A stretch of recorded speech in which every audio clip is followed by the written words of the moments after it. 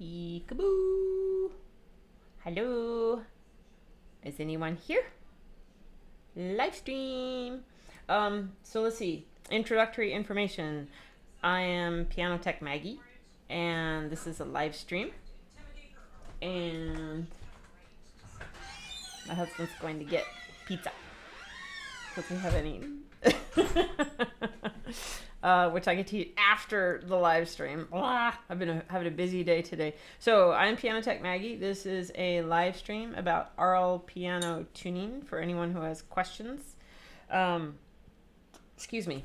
This morning, I do this the last Thursday of every month, and I have decided instead of both AM and PM, I'm going to alternate months AM and PM. So every odd numbered month, 1, 3, 5, yada yada, we're going to do it in the morning, AM. And every even numbered month, we're going to do it in the evening, PM, at 8 o'clock. And that, because I feel like that's a round number, easy to remember. And this morning, I tried it with Zoom.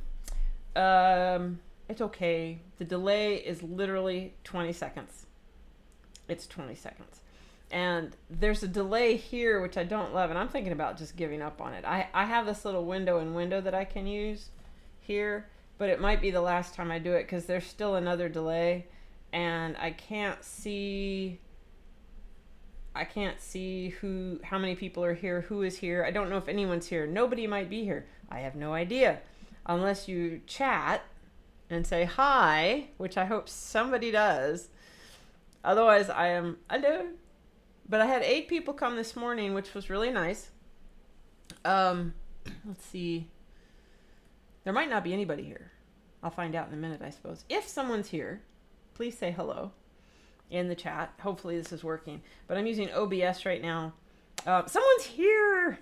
Hi, there are 3 people watching. I'm so excited. Thank you for telling me that.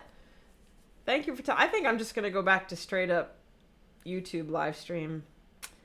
The OBS is kind of nice because it gets you going for a minute, but I don't think it's worth it. So I'll use it this time since we've started, but I think I'm just going to go back to plain old YouTube. Nothing fancy, no windows in Windows. Unless I have something special, at least I can use this platform if I need a window in Windows, because I can bring up pictures from my computer and stuff like that on here if I want to. But I almost never do that. But anyway, hi Andrew, thank you for telling me you were here and how many people are watching. Yay, Joyful Keys, you were here this morning. Hi Maggie, this is Adam. Oh, Adam, you're Joyful Keys. I didn't understand your question this morning. If you email me, maybe I can answer it, or you could try to ask it again. Hi Adam, oh, this is great. Okay, cool. Does anyone have any specific questions at the moment about RL tuning? Yep, LOL. Yeah, you can ask me now, you can ask me on email later, it doesn't matter. And if anyone has any questions they don't want to ask publicly, I am maggie@thebutlerschool.org, and I sometimes can answer them quickly. If it's complicated, I may have to send you a video or make a video.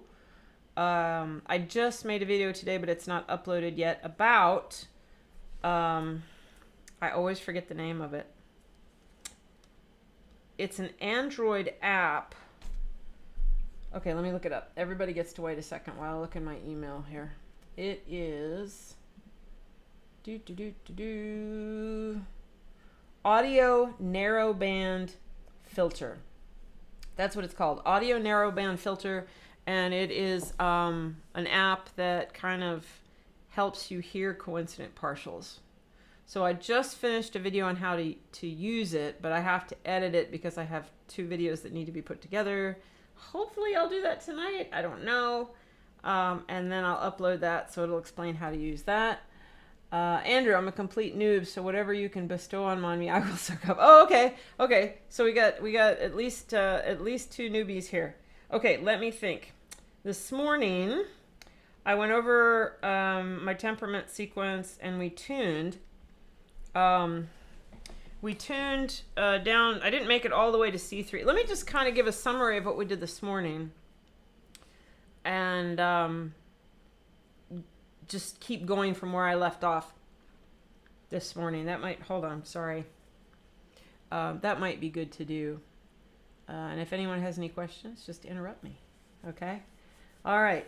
So let's see. I'm going to show, this is the one thing I like about this program, because I can show my keyboard and still keep me in the window, which is kind of nice. I like it. I just don't love the delay, and I don't like not being able to actually see YouTube. So it's a little annoying.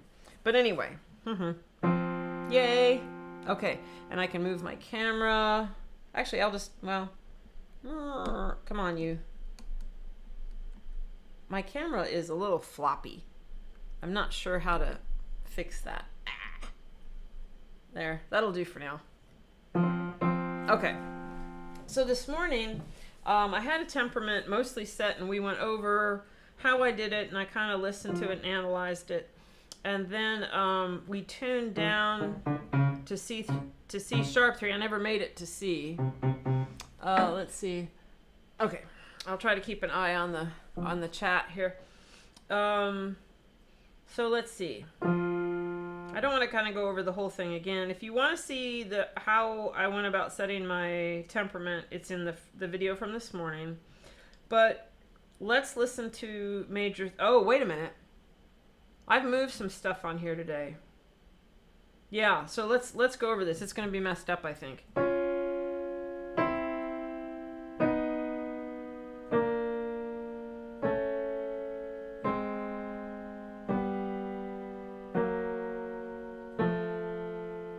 It's not that messed up. Okay.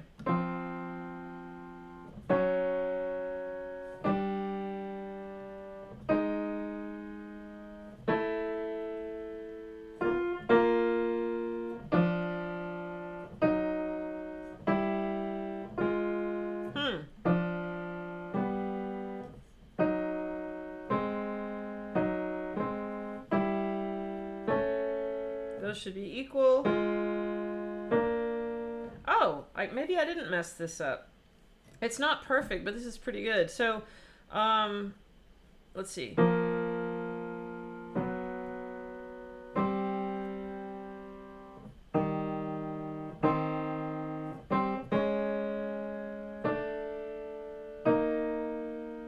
Oh, that's a little wide.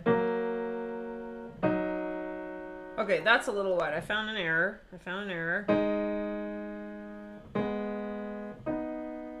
Yeah, this seems to be a little sharp. And the reason I think this is sharp is because my fourth is noisy. It's kind of beating a bit.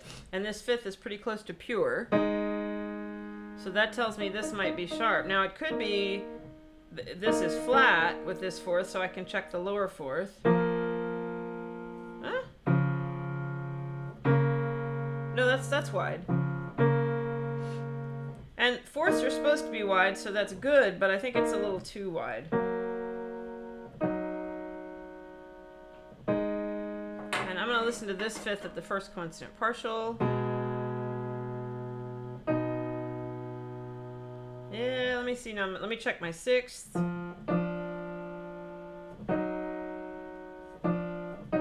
That's not bad.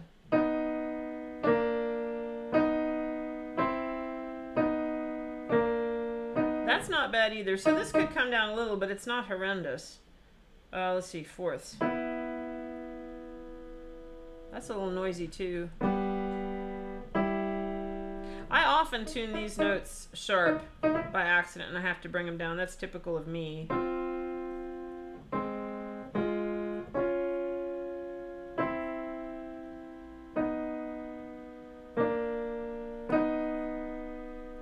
If I lower this, it's going to be by a really tiny amount. So let me go over, I'm going to leave it for right now. Let me go over what we did this morning. So we analyzed my temperament, and I missed that unless it moved since then, but I probably just missed it. Coming down, if I'm tuning outside, so I tuned F to F. I think everything's moved.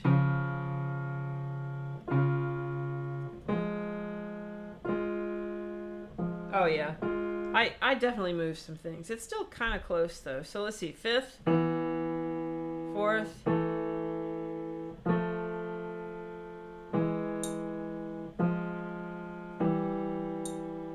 E's kind of okay still.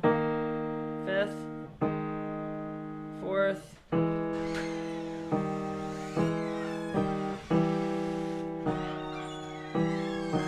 I think these are okay. Excuse my squeaky door.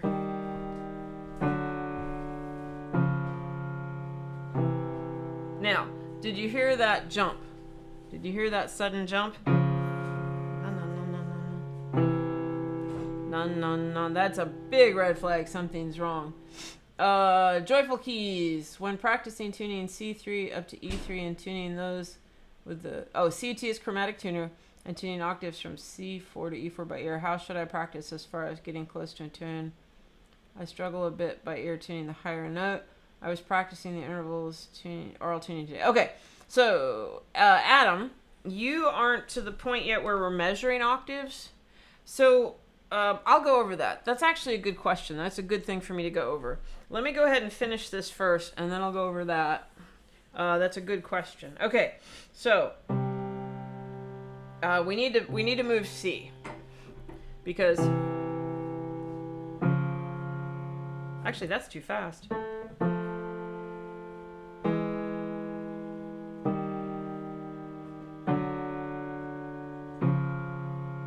I think I need to raise C sharp.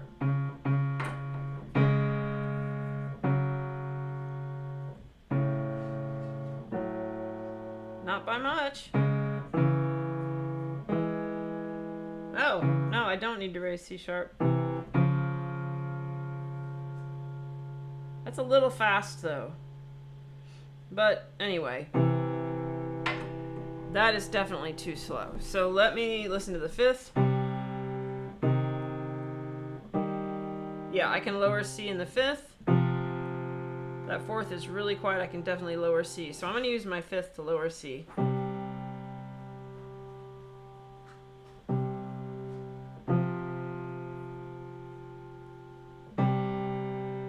Okay, let's see where I am. Oh, too far. See how that sped up? Let's check the sixth. I bet the sixth also speeds up. Yeah. So I need to slow that down.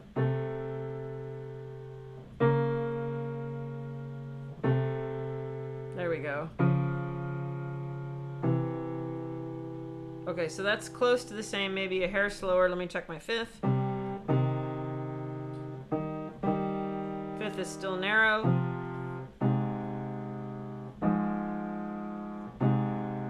Fourth is wide, so that's a better place for that C. That's better. So I made a big improvement now. Now I've tuned this. See, also, those are too fast too.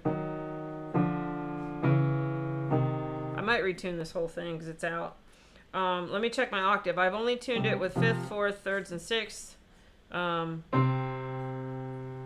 bad. Yep, we're okay. That's a nice octave. And I didn't tune the octave. I just tuned fifths, fourths, progressing thirds, progressing sixths. Now, I forgot to do the minor third. And I talked about this morning. But I'm going to talk about it again because this is significant. If you have made sixths are wide from pure. So if I have a sixth, and major thirds are wide. So if I have a sixth or a major third and I lower C, I'm going to speed that interval up. Okay? But a minor third is narrow. So if I have a minor third and I lower C, it's going to slow down. For example, here's my major third. I'm going to lower C. I've sped it up. Right? Now listen to my minor third. It's almost...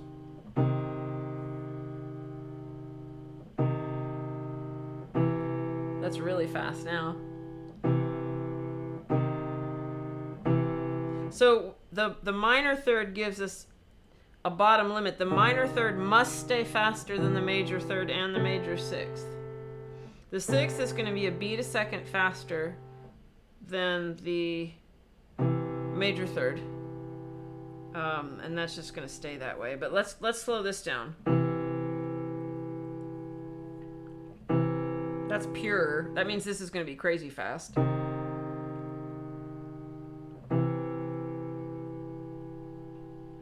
There we go.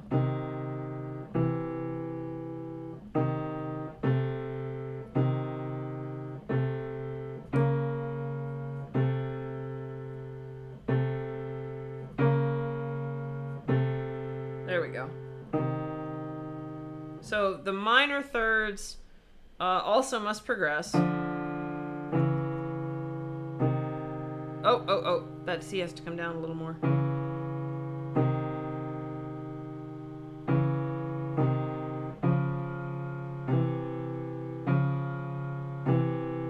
So the minor thirds speeding up give us a bottom limit to push that note. I'm not being as clear as I was this morning, but I'll try. I was really clear this morning. And the major thirds cannot speed up as you go to... I said that wrong, I think. Okay, let me say this again. The major thirds cannot speed up as they go down. So that gives us a bottom limit. That's where our bottom limit is. The major thirds must slow down. The minor thirds give us an upper limit because the minor thirds also cannot speed up. So it narrows the room we have to place that C. And I'm back really close to where I was just with the fast beating intervals there. So anyway, so I tuned that C. Wide versus narrow. Oh, okay. Let me go over that question when I go over Adam's question. Geez, sorry. Ugh. The 8 p.m. is hard for me. All right. So let me get my little strips up here. All right. Let's look at an octave. Whoops. This bottom strip is going to represent the harmonic series of my bottom octave. And wait, do you know what a harmonic series is? Let's talk about a harmonic series. Okay. So every note puts out, we call them partials, overtones, harmonics. Every note has other notes in it. And these are very important with tuning. I'll explain in a minute. So they always have the same pattern. And if I start on C3, inside of that note is an octave, a fifth, a fourth, major third, minor third, and those. But we're not going to pay attention way up there. Sorry. My camera doesn't go up there. There it is. Okay. And we can activate that. If I hold this down, no sound, and I whack this, there's a ringing. The damper's on this note. It's not this note. That's coming from this string. And I can prove it by lifting up my finger. It stops. So that's definitely coming from this string. Okay. So, see? Now, I can activate the next one. See, if I hit here, nothing will happen. Nothing. See? So I'm going to hold it down. It's there. Just quiet. But nothing. Oh. A little bit.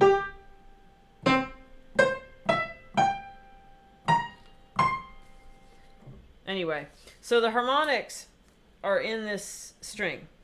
And when we tune like a unison, you can hear beats.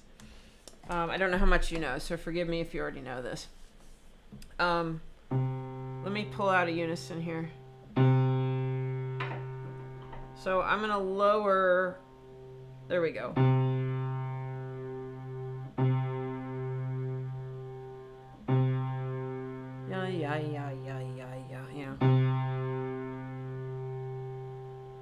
Okay, so I'm close to back to my unison. I'm going to put my temperament strip back in. Now, when we tune an octave, if I make this unison really, really, really wide, eventually I'm not going to hear the beats. There's no way you can hear the beats between this fundamental of this pitch and the fundamental of this pitch. It's not possible. However, this pitch is the same as the second partial from here.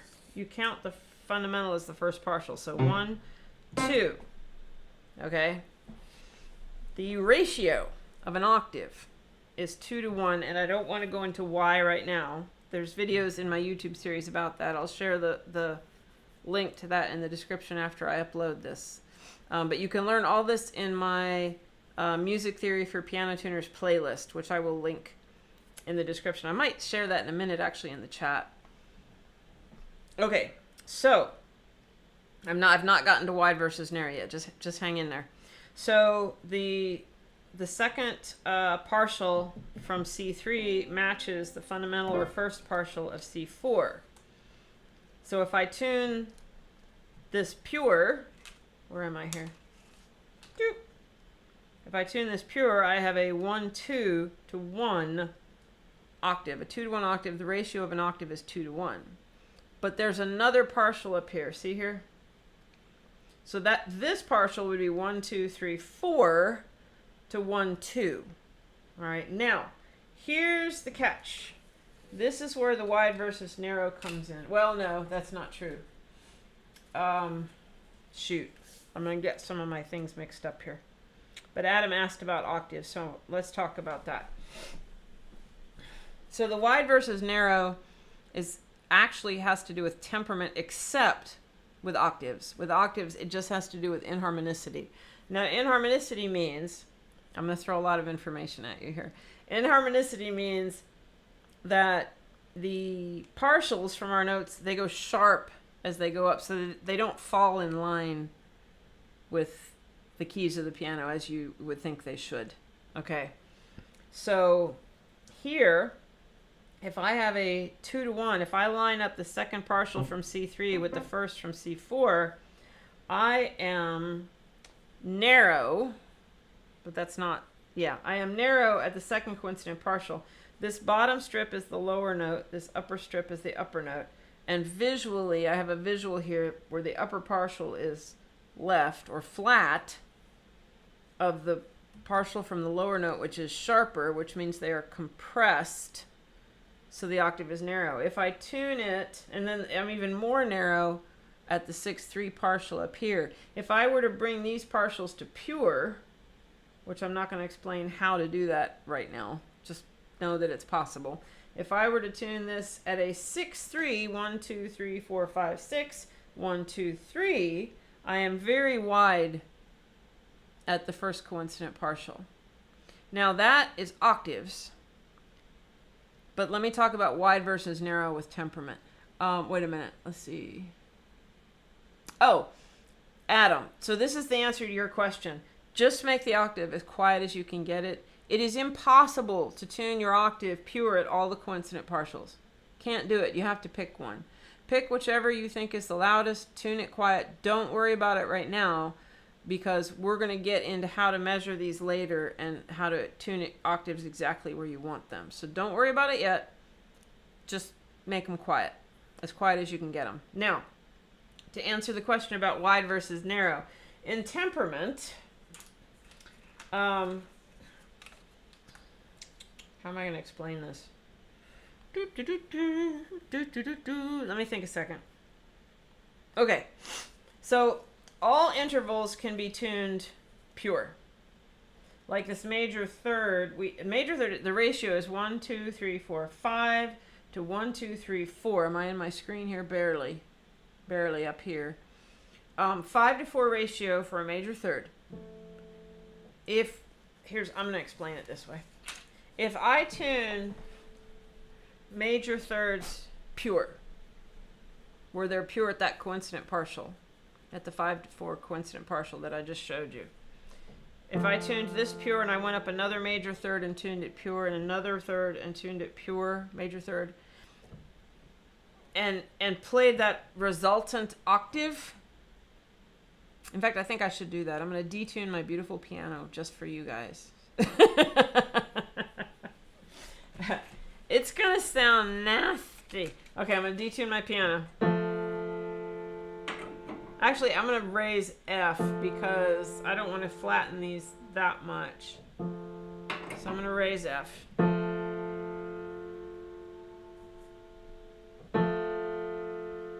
So that's kind of pure.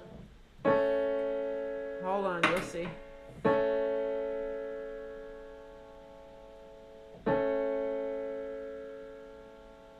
And now I'm going to tune this one pure.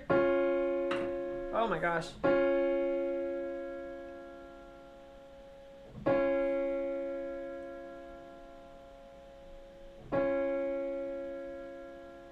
There it is. Almost. I knew it was going to jump.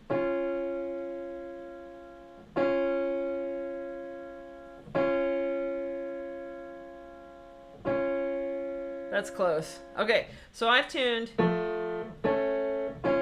3 pure major thirds. Oh boy! That's the resultant octave. So obviously, we cannot tune our intervals pure.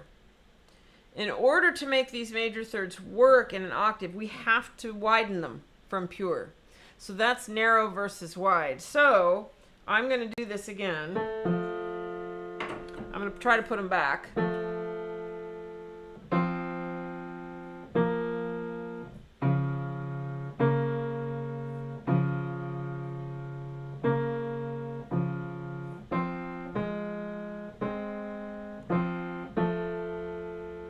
Leave that there.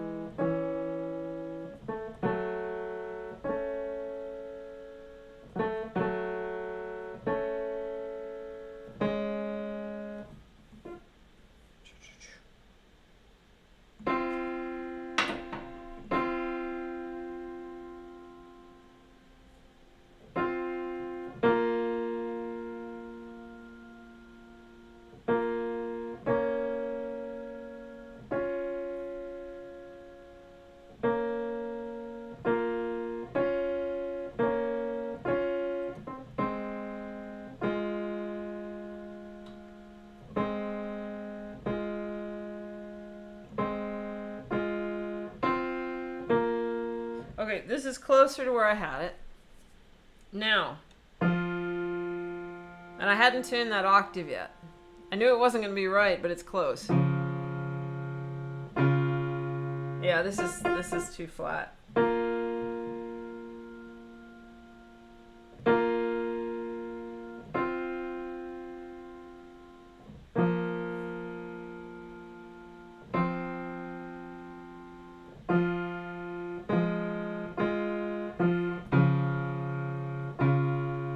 It's closer. But anyway, so major thirds must be stretched wide to fit. Andrew, fantastic. Yay! Adam's laughing. I know, it's terrible, right? So, and everything must be manipulated because the harmonic series is not equally tempered. This is why we have temperament, why we have equal temperament or other temperaments. We have to make everything fit. Fifths are closer, but they still are wide. We have to squish them down a little bit. So fifths are a little narrow. Fourths don't quite reach. They're a little too narrow to begin with if they're pure. So we have to widen fourths. So fifths have to be tuned narrow of pure. Fourths must be tuned wide of pure. Major thirds and major sixths must be tuned wide of pure, just like I did. Minor thirds, minor sixths must be tuned narrow, just like fourths, squished down to fit. Sevenths, major sevenths are narrow, minor sevenths are wide. Everything else just kind of falls where, no. Yeah, minor sevenths are wide. That means major seconds are narrow and minor seconds are wide, but those get complicated, so we won't go there. So that probably answers your question, I hope. Andrew, let me know if that answered your question. So that's when I talk about an interval being wide or narrow, it means the direction it has to be tuned away from pure to fit in the equally tempered octave, or any tempered octave for that matter.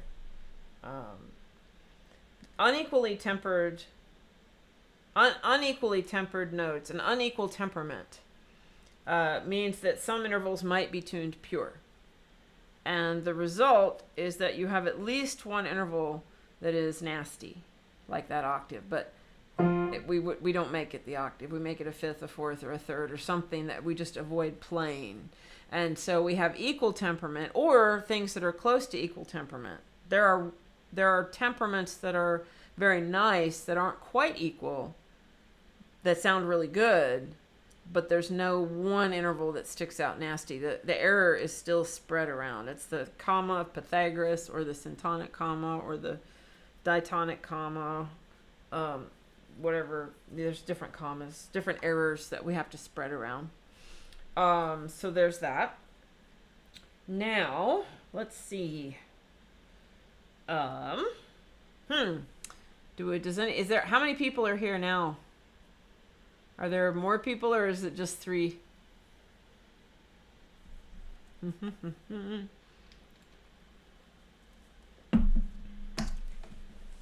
I like the window and window. I don't know if I want to give that up, but I hate the delay. 9. Thanks, Adam. See, I don't know. I can't tell how many people are here. Wait, maybe this will tell me. Hold on. No, doesn't tell me. See, if I'm on YouTube, I can actually see how many people are watching, or get an idea. But I'm on OBS, so I have to decide if I want to see YouTube or have this window and picture here, because I kind of like the picture in picture. Well, does anyone have a question? By chance? I could tune something else, I suppose.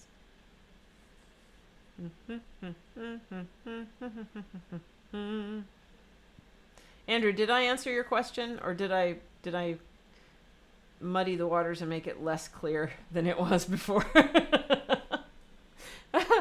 I'm skipping a lot of information here. So I'm kind of putting things in a nutshell. That was funny, though, with the major thirds. But that's why we temper. Question. No questions. How do you navigate around false beats? Oh, God. Yes. Okay. So there's different kinds of false beats. There's none pronounced on this piano. I should make a video about false beats. Okay. So actually I have one about a way to practice hearing around them. I might do that here in a moment.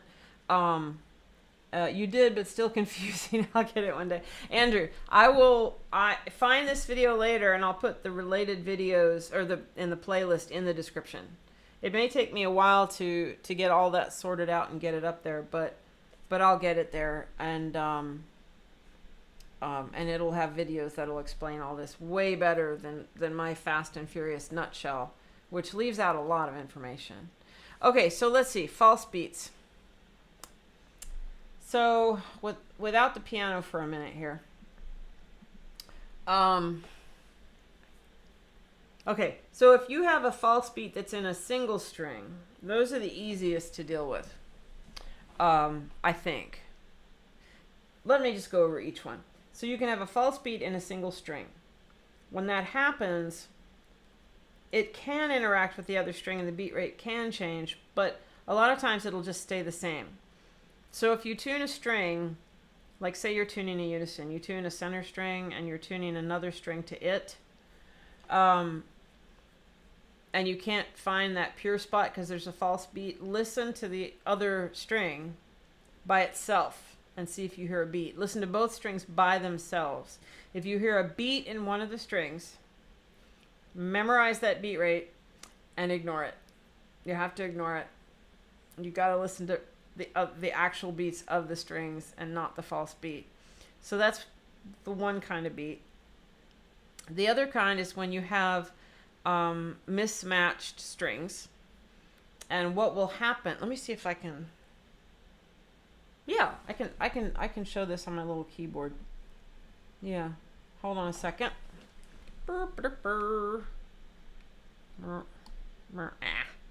This camera, I swear it wiggles too much. It's wiggly. Okay, let me get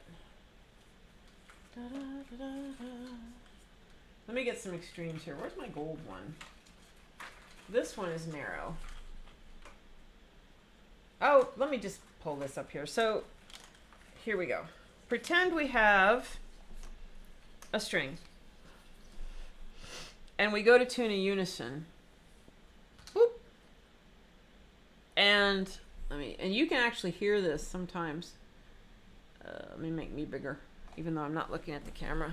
Okay, so let's say we tune a nice fundamental unison, but let's say we hear beats higher up. And if we can hear high enough, the beats get faster and faster and faster. Or we just hear something up here that's really fast. So let's say we hear something fast and we can tune it out, okay? Let's say we tune that out, but now what's happened to our fundamental? It's beating, okay? So if you have two strings, we call them mismatched. It means their partial series don't go up with the same degree of inharmonicity. One has more, one has less. You've got to just find the sweet middle place. So let's say this coincident partial is really loud and the fundamental is really loud. And if you bring the fundamental in tune, this is beating like crazy. If you bring this in tune, the fundamental is beating. What I usually do is I will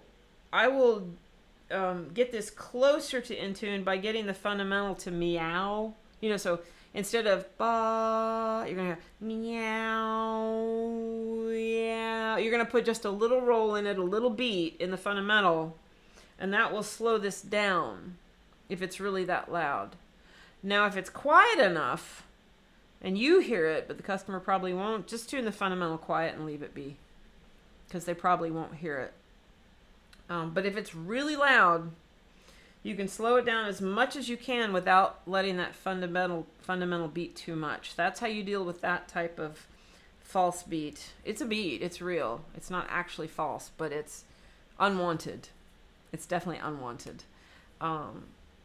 So that's two things. Now let me think. Can we have another type of false beat? Those are the two main ones. I feel like there's a third one that is not registering in my brain right now. I think that's it. That's the main thing. You know, if one string has a beat, listen to it, temporarily memorize it, and ignore it. And then this. So I hope that helped. Did that answer the question good enough? Oh, I was going to show you a way to practice it.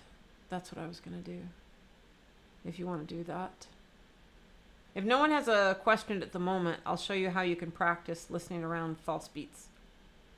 Okay. I'll do that. So let's see.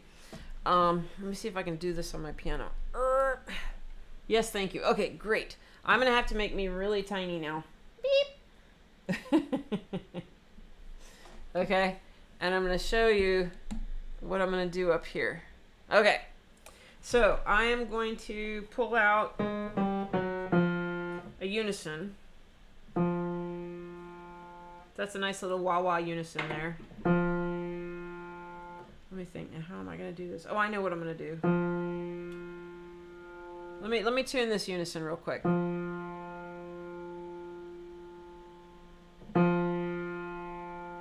Oh, come on.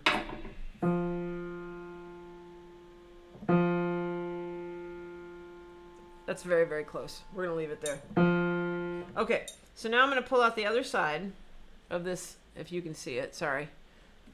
There. So I've exposed the whole trichord. Whoops, where was I? Okay, so I've got a little bit of a beat going on there. I'm going to detune this just a little more. I want this to stay out of my way. There.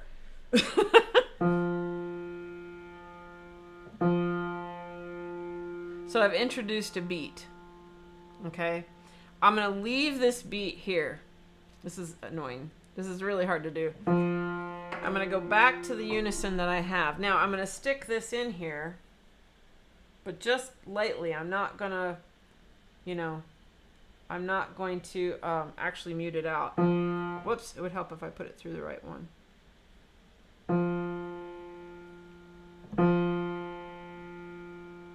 so I can still kind of hear the beat. Now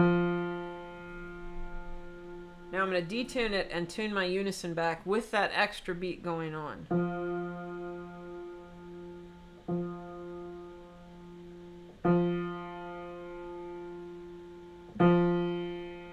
Oh, it muted it out too good. That was too easy. Okay, let me do this another way. Oh, here.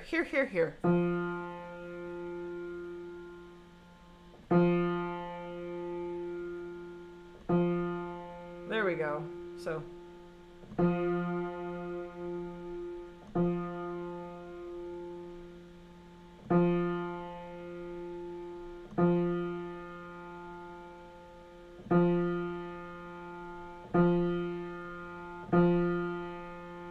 Okay, let's see if I'm right now. No, I am not right.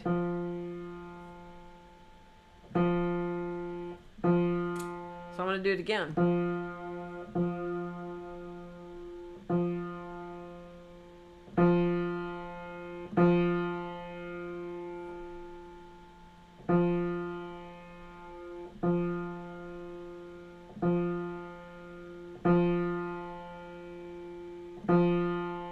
Okay, let's see if I'm right this time.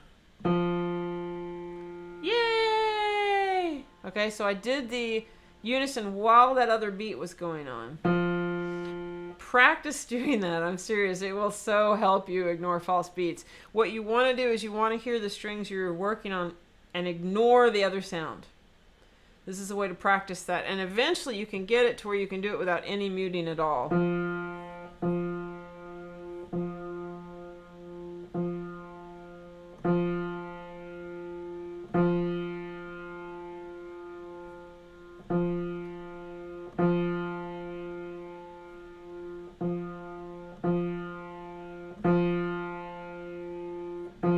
Close.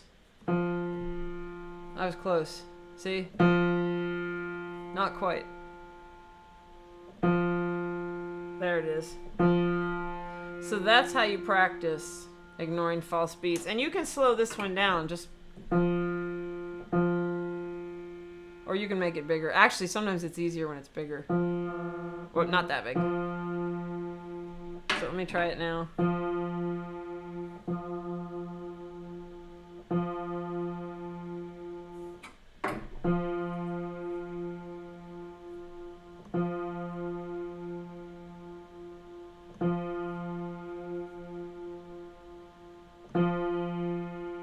I don't know if I have it or not. Woohoo! Go me! Yeah! So that's how you practice it. That's how you hear past false beats. It totally works if you practice it. So I hope that helped. Oh, I made this too big. How do I do this? There it is. Okay. I'm still learning these Windows things. I don't know if I want to do this or go back to regular. It's so much easier just to do a direct YouTube stream. I think I'm going to do it. Mark Sarasano told me about picture-in-picture. I'll try that. If it works, great. If not, I'm just going to do a direct YouTube stream because this is annoying.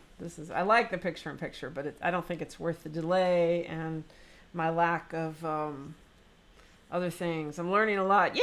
I'm glad. Andrew, do you have any tips on tuning pianos that tend to not... Oh, God. Render changes due to the pitch as your... Yeah, this... Yes, it's so frustrating. Super frustrating. Yes, it's very frustrating.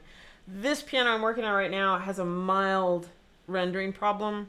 So let me show you what I was just doing. Some people probably noticed it. So what I'm doing... This one's not too bad. Some of these notes are really hard to tune. Let me go up here. I don't want to deal with a double unison right now. Okay. No, that one's too easy. Let's see. Let me try this one.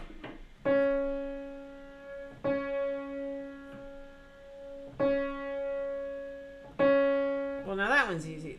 Sometimes it's hard. Hold on. Let me find a hard one.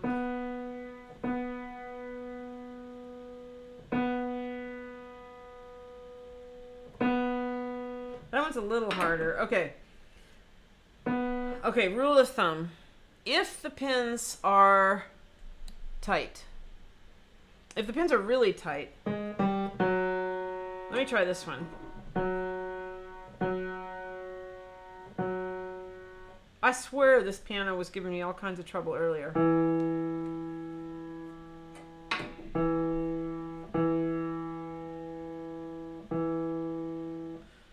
Well, okay, fine.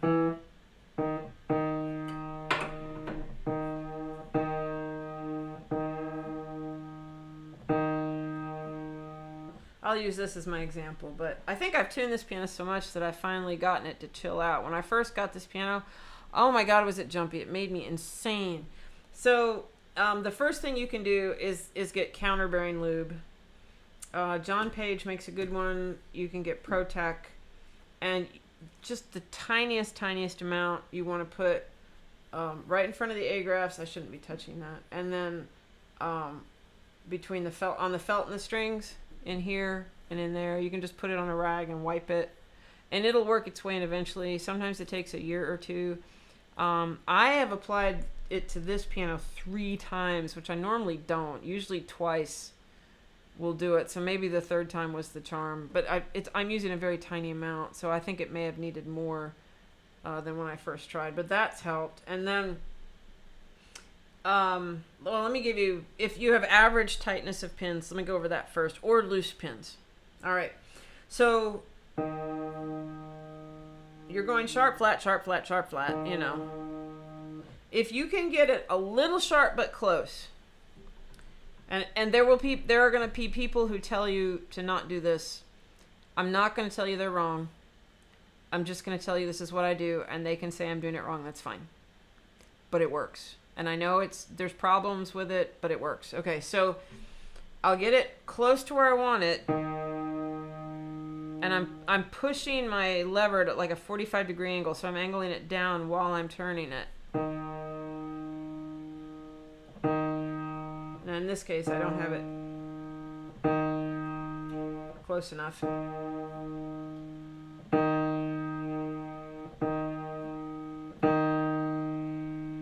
But anyway, there's not enough friction anymore in this piano for me to really show you, but flex the pin. They call it flagpoling. The catch is you don't want it too sharp when you flex downward. So if it's too sharp and you flex downward, what happens, the pin acts a little bit like a spring. You flex it down, it gets the string to cross the bearing point, and then when you let go, it pulls back up. And sometimes you can get it to balance, and because what's happening is there's friction. Okay, so you're lowering, and it's not moving, and all of a sudden it'll jump. And then you're raising, it's not moving, all of a sudden it'll jump. So you just go back and forth until you get it to where it's just a little sharp, flex it down. You're not disturbing the twist of the pin anymore. You've got it close, flex it down, you end up with a little more tension in your non-speaking length than you got it. The catch is, if you have it too sharp when you flex it down, it will go sharp on a hard blow, you know. That one's okay, but I didn't have it too sharp. I did the first time.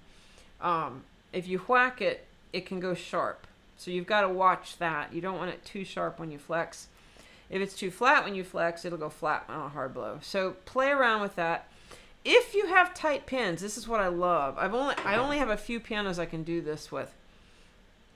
When you tune, the pin is going to flex. They often say keep the lever in line with the strings. They say that because the pin will flex, period. You cannot stop it from flexing perpendicular to the hammer line. Okay, so if I move this hammer this way, the pin is flexing whatever direction I'm pushing the hammer. It's going to flex. So, and they don't want uncontrolled flex in the tuning, which is why you put the lever here. You want control. But if the pins are really tight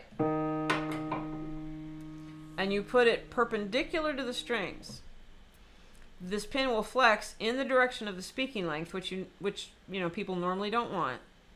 Okay? Let's see. Screeches. I don't know how to describe this. Okay. Okay. Hold on. The pin feels a bit. If your pins are loose, don't do this. If the pins are really tight, and you push down to lower it, you're flexing the pin down.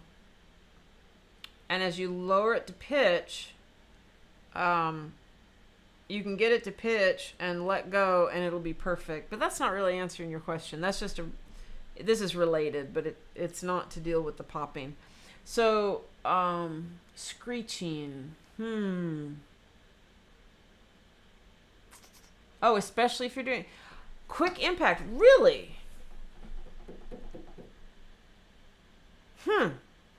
Anyone else in the chat have an idea of that one? Because I'm not certain. Screeches. So if I have I call them poppy pianos, it'll go pop, pop, pop, pop, pop, or pop, pop, pop, pop, pop. If it's screeching, I don't think I've ever had that happen to me, so I don't know. Something's catching somewhere. Something's rubbing somewhere. I have to hear it. I might have an idea if I heard it. It could be the pin in the wood. There could be various things that cause that. If the piano's ever been treated with CA glue, it might cause that. Rust. I'm wondering. I don't know. I'm guessing right now. If anyone listening knows how to answer. I got Adam and Andrew mixed up. If anyone knows how to answer Adam's question, please answer. If the pin is loose, it could be wedged in the wood. So sometimes if a pin is loose, it's in the video I made. You'll hear it, but I haven't sent it yet. Okay. Oh, whoops. There I am. Let's see. Okay. If I'll hear it in the video then, and I'll know. And then for Andrew, that's really all I've got is flexing the pin and lubricating. Do not use any old lubricant. Until recent years, you did not want to put lubricant on the strings. Things like, well, WD-40 is a, oh shoot. Solvent. WD-40 is a solvent with a lubricant in it. Okay, Andrew, I'm glad that helped a little bit. Try it. See what happens. I have a piano. I made a video of it. I lubed that thing 4 times. And the 4th time I lubed it, I used way too much. I should not have used that much. Never fixed it. I made a video of this piano. It was maddening to tune. And flexing it is how I got the darn thing in tune. And everybody kept telling me, well, it's not going to be stable. It held tune. It absolutely held tune. When I would go back to tune it, it would be out what I would consider a normal amount for a year or 6 months. It wasn't that bad. And so I had to move it very little to tune it. But then you move it a little and why it goes everywhere. You can't tune it. You can't fine tune it. And it would pop though. It would go pop, pop, pop, pop, pop, pop, pop. It was popping like crazy. And flexing it is how I got it to be in tune. I had a Steinway vertical that was really hard to tune. It was bizarre. I made a video of it and I can't find it. If you whacked the key, it would jump sharp. But no matter what I did, I could not get that thing to hold to stay put, unless I tuned it flat and whacked it sharp up to pitch. I had to use an ETD to tune it. There was no way I was going to be able to do that orally at all. And it took me 3 hours to tune that piano with an ETD. And I have an itchy eye, allergies. And I finally lubed it. This is when I first gave in to the suggestion of lubing. It was a brand new piano. I lubed it 1 time. And that's all it took. That piano tuned normal from that point on. It blew me away. So I know it can work. But I've also used it on pianos where it didn't work. So I don't know. You know, but John Page's lube or ProTech, don't use other lubes. They're too heavy. You can actually kill the string. You can deaden the sound and cause a lot of problems if you put any kind of lube on there other than the lubes that are meant for it. So be very careful. Make sure you get the right kind of lube. It has to be really, really thin, really, really light. Okay, we have 5 minutes left. Any questions for the last 5 minutes? Do, do, do, do, do. Do, do, do, do, do. Only 3 people have asked questions. Are there still people there? Do I still have an audience? Because I can't tell. I mean, other than 3 people. I'm happy with 3 people. Don't get me wrong. I am not trying to get a large audience with this. I just want to... Olive oil. Oh my word. Got it. Olive oil. Yeah. Yeah, way to get sued. How do we get sued? Yeah. 8 people watching. Oh, cool. I'm glad people are watching. I hope they're getting something out of it. The reason I do these is when I first started tuning, I could not get the information I needed. A lot of the information I needed is not in books. I am writing a book. It's not close to done. It's coming way too slow, but I am working on a book that is basically everything in my playlist, my music theory playlist, which I strongly recommend you get. I'll put it in the description of this. And then also basically how to tune a piano. You know, I'm writing a textbook. It's a method book. No one does that. Oh yeah, live stream. Okay, at the beginning of the video I said this, but it'll be really good to say it again. Okay, I live stream the last Thursday of every month, and I was doing 8 a.m. and 8 p.m. like today, but I'm going to change that. On odd months, it'll be a.m. On even months, it'll be p.m. So the next one is September. So January, February, wait, I can't do it that way. January, February, March, April, May, June, July, August, September. That's 9. So the next one will be the last Thursday in September at 8 a.m. 8 a.m. Because it's an odd numbered month. Odd numbered months are going to be a.m. So September, October, November. Yes, September is going to be a.m. October is going to be p.m. Always at 8. And then November is going to be 8 a.m. and December is going to be 8 p.m. And if there's any change from it being, I know, right? If there's any change from it being the last Thursday, I will post that in a short and put it on my website. And the changes I've described right now, I still need to update my website with that. And I will be putting out a little short video saying when the next one is. So if you're not subscribed, subscribe and you'll get updates. If you don't want to subscribe, just check my homepage, because hopefully before this weekend is over, I will have, well, I have to do it by tomorrow morning. I'll have a video on the homepage saying when the next one is, and I will have updated my text to say what, because right now my text is wrong. I have to update it. So I'll try to do that tonight or in the morning. Audrey Russell, I've just been lurking this whole time, but thank you so much for all this great info. Oh, you're welcome. Thank you for saying hello. I like it when people tell me they're there. I don't mind lurking. If you're getting some out of it, great. I'm most definitely subscribed. Wonderful. Woohoo! Subscribe! I'm not trying to get a large audience. I'm trying to get an audience who wants the information. The fact that I'm pushing 2,000 subscribers right now completely blows my mind. Was not expecting that. I'm thrilled. If I can offer this information to people who want it, I'm very happy to do so, because I wanted it really bad. And it was nowhere. No one would give it to me. It was making me insane. So I'm sharing it to the world. Audrey Russell, thank you. We met at the PTD conference very briefly, and I'm subscribed. Yay! Audrey. Now let's see, where did we meet? Oh, by the way, I think I mentioned I tried this on Zoom this morning, and it didn't go very well. So we're just going to stick with the text questions. I hope you don't mind that. But only one person joined the Zoom, and they still didn't say anything on Zoom. They still asked questions in the chat. I'm like, okay, then there's no point in having the Zoom, which is fine. I think people want to stay more anonymous anyway. I just felt awkward being the only one talking.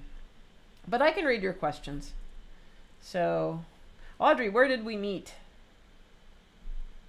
Was it in a class or just passing, or I'm trying to remember. My memory's so bad now. It used to be so good. I went from having crap memory as a kid, my memory was terrible, to having really good memory in my late teens and 20s and 30s. And then in my 40s, it started. Oh, Luis introduced us. Luis Hernandez, mi amigo. Yes, yes. He is my friend. Oh, cool. Awesome. Awesome, awesome. Thanks for answering that. All right. Well, I'm going to head out and eat my pizza because I'm hungry. So I will do this again next month. What did I say? AM? Can't even remember what I said a minute ago. 8 a.m. So after this video is uploaded, I will add a screenshot that gives the topics. I'll put the time markers in the topics like I do on all my videos. So if you go to the live stream videos, pizza. If you go to the live stream videos, you can see the topics. And if you click on the descriptions, they will have time markers for each of the topics. So you can just browse them, pick the topic you want, and jump right to it. So that's how I'm doing it. I think that's the best way, but I need to put that in the snippet that I put out advertising this, because I think most people don't know I'm doing that. So you are very welcome. And look for this video later. It'll have things in the description. And then the video from this morning, just look through the live playlist and look at the topics. Find something you want, look it up. You know, you don't have to watch the whole video. Just find the topic you want, click on the time marker. You're there. It's great. All right. Have a good evening, everyone.